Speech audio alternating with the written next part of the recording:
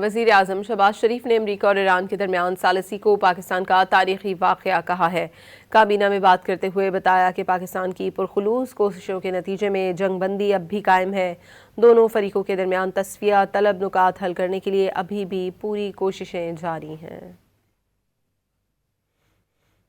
اسلام آباد میں یہ دونوں وفود تشریف لائے اور 21 گھنٹے متواتر ان کی یہ گفتگو چلتی رہی، انڈائریکٹلی نہیں۔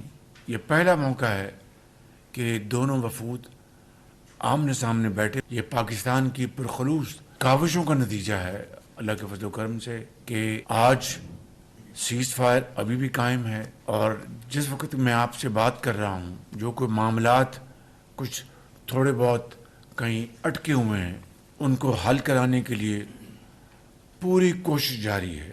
اس لیے میں سمجھتا ہوں کہ اسلام آباد پیس ٹاکس بذات خود ایک تاریخی واقعہ ہے۔